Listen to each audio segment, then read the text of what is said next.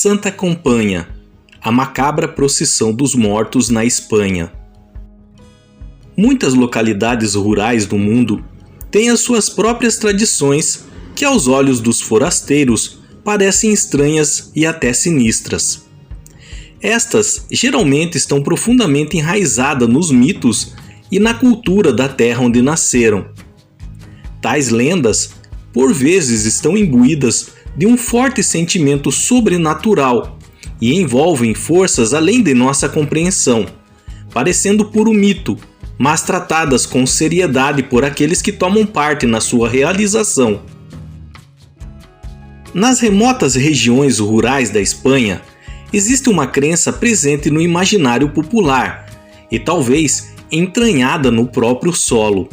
Ela envolve a crença de que uma procissão de espíritos sem descanso ocasionalmente vaga sem destino, em busca de novas almas que possam ser adicionadas ao seu desfile.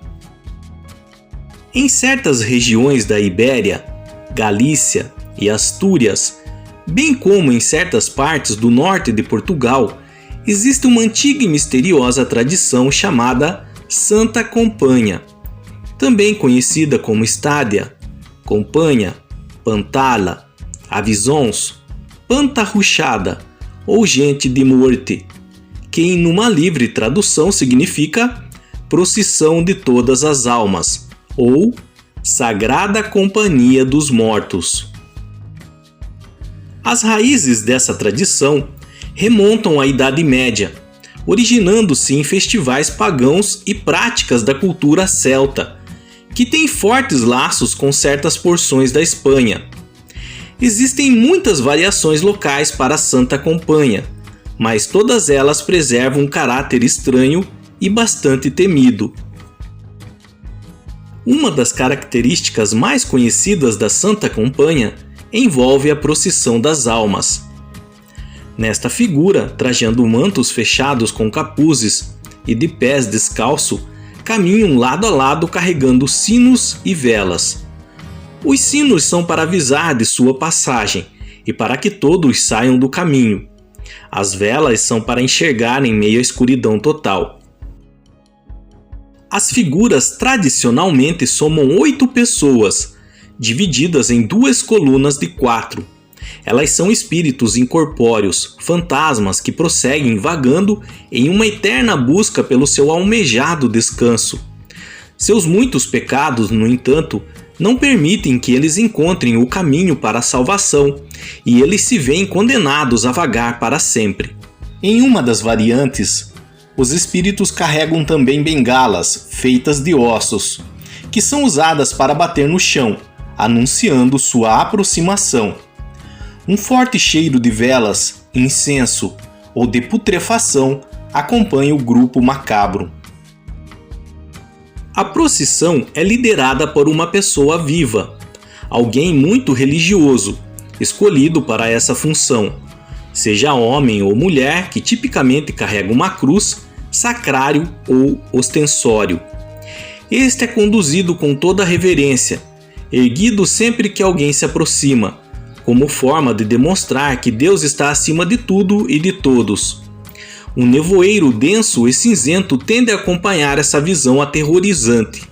O indivíduo escolhido, segundo a lenda, encontra-se em profundo transe, guiado por forças sobrenaturais que o compelem a acordar no meio da madrugada, sair de sua casa e iniciar a misteriosa procissão, exatamente à meia-noite em datas específicas. A Noite de Todos os Santos e a Noite de São João são as mais representativas, embora a procissão possa acontecer em outras datas. Terminada a tarefa funesta, a pessoa volta para casa sem lembrar do que aconteceu e se surpreende ao descobrir suas roupas sujas, com poeira ou barro da estrada. No entanto, em alguns casos, aquele que comanda a procissão pode ser escolhido para ficar com ela para sempre. Este se torna um estimado pelos mortos, ou seja, alguém em quem os espíritos passam a confiar, como uma espécie de pastor ou guia que poderá levá-los à sua redenção. A pessoa é acordada no meio do sono, e o susto de se ver em um lugar estranho, cercado de espíritos, tende a ser maior do que ela pode suportar. Cadáveres encontrados na beira de estrada são tratados pelos que acreditam na superstição como indivíduos transformados num estimado. É possível que no passado casos de sonambulismo tenham sido vistos como o transe criado pelos mortos. Da mesma forma, a crença de que existe um grave perigo em acordar um sonâmbulo pode derivar dessa lenda. As pessoas que residem nessas áreas rurais, onde a lenda é conhecida, temem a procissão pela sua aura de mau agouro. Acredita-se que uma tragédia está prestes a acontecer numa comunidade visitada pela Santa Companhia. De acordo com alguns, a procissão está relacionada a ventanias, tempestades e desastres naturais, como se ela fosse um tipo de arauto de tragédias. Animais, em especiais cães, reagem de forma intempestiva diante da comitiva fantasmagórica, latindo e ladrando. O som de sinos e o cheiro de velas queimando são um aviso da aproximação, e pela tradição, as pessoas que detectam tal coisa numa estrada não devem correr. Ao invés disso, precisam fechar os olhos e fazer o sinal da cruz repetidas vezes. Elas sentem a passagem da procissão através do som e odor característicos, mas se mantiverem os olhos fechados, estarão a salvo. Aqueles que abrem os olhos ou que tentam escapar por outro lado, correm enorme perigo. A visão é enlouquecedora para quem a contempla, já aquele que foge fica marcado pelos espíritos e contrai uma doença que invariavelmente leva à morte. Sua alma então estará condenada a integrar a procissão que ele deu às costas. Em uma variante da lenda, a pessoa que lidera a Santa Campanha pode livrar um fantasma que integra a procissão, assumindo seu lugar na fila.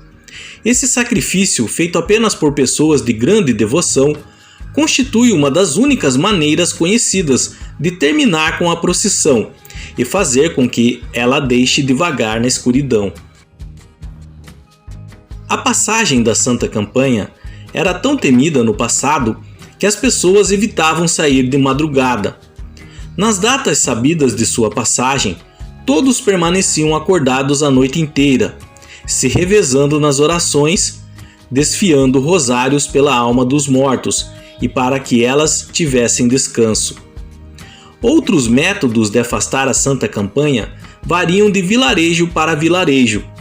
Em alguns lugares, o símbolo de Salomão era desenhado com giz sobre a porta das casas.